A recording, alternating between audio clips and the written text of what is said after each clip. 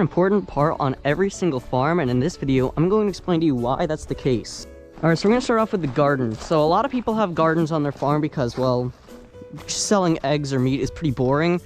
So a lot of people have gardens, so that way they can sell fresh produce. We have strawberries. Now, ducks, if you don't know ducks, they're real good with eating away all these, like, stuff. Now, strawberries, blueberries, and lettuce, they will eat. But a lot of this garden, the ducks don't really care about. Now, they will eat away at the beetles and stuff that attack the plants. And I remember I put the ducks in the garden when we used to have 3. Now we only have 1 because of the bobcats. I remember I put the ducks in the garden and the potato beetles were gone in like 4 hours. Because, well, you know, ducks are really good at that sort of stuff. It was also a mixture of also me helping out, but giving ducks an assistance, ducks are a very good assistance for the garden. So yeah. So the next thing is that they make really good pets. Now this is not going to be that irrelevant tip at the end of the video. I decided to close it a bit closer to the middle of the video. So ducks are real good pets. I will say rowans are the best. I don't know about mallards. Rowans are like much bigger versions of mallards because, well, rowans are just like, yeah. Hey, no digging up my garden, please. There we go. So yeah, rowans are a lot more friendlier than mallards because mallards have been known to attack humans. Rowans are just like chill. So I would recommend rowans to anyone that wants a pet. Now rowans just basically accept their fate because they weigh like 8 pounds. And ducks are not easy to care for either. At the start they're also pretty messy, but they make really good therapy pets as they get older and older.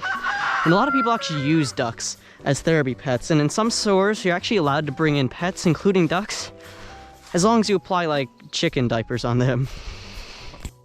Now, have you ever had brownies with chicken eggs? Trust me, they're so much harder to cut into. But if you use duck eggs, they're actually so much easier to cut into. Now, brownie baking is definitely not my specialty. I'm so much better at like baking stuff like cookies and other things like that. But yeah, I'm really fond of having brownies with duck eggs because now whenever I try to steal the brownies out of the brownie container, it's so much easier to cut into since ducks make it a lot more softer using their eggs. Now, duck eggs are so much bigger and actually go for a lot more money. Chicken eggs usually go for about $4 to $8. Duck eggs go for usually about $6 to $12. But quail eggs go for $18 sometimes because they're a bit more rare. Now, ducks lay a lot less eggs per year than chickens will. Chickens lay so many eggs. Like this chicken right here, I think I've gotten just about, I don't know what day of the year today is, but yeah. She's probably laid close to 100 eggs this year, starting in about January. And ducks, my duck has probably just laid about 15 eggs this year because she starts very late and ends pretty early. Like chickens typically lay year round. Ducks lay for about like maybe, I don't know, just about 18 to 24 weeks. And then they go through another phase of just like not laying eggs, and then they lay eggs for an additional 2 weeks. That's at least my experience with ducks. Now this one's really only applicable for cayuga ducks, but can also be applied for other ducks later in this clip.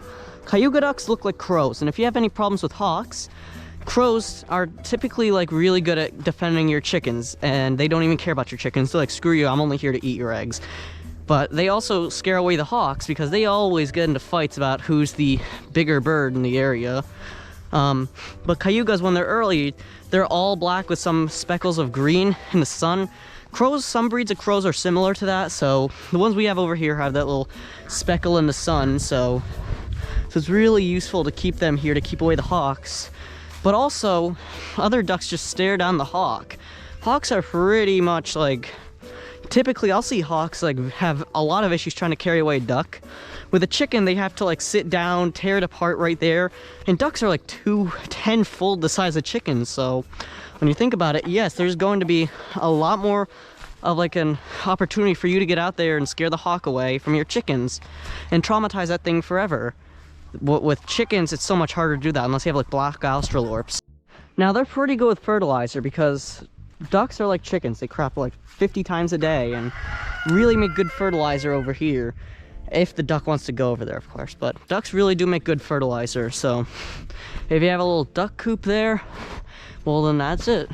And also, I'm going to go over something pretty quickly, that if you build a duck coop, you don't need to install roosting bars like you need to for chickens. Ducks cannot jump as high as chickens can. I've seen chickens jump 7-foot fences. I've never seen a duck jump, like, ever. Unless like it flies out of your hand at like 2 feet in the air, I've never seen a duck jump. And yeah, I will say, ducks are just like that. They're pretty down to earth, if you know what I'm saying there. So yeah, other than that, they're not very flighty either because they don't have a lot to get away with.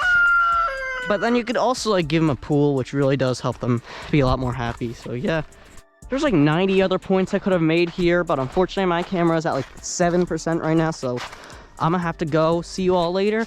And just so you know, my documentary releases tomorrow at about 10 o'clock p.m. Hope you're there to see it.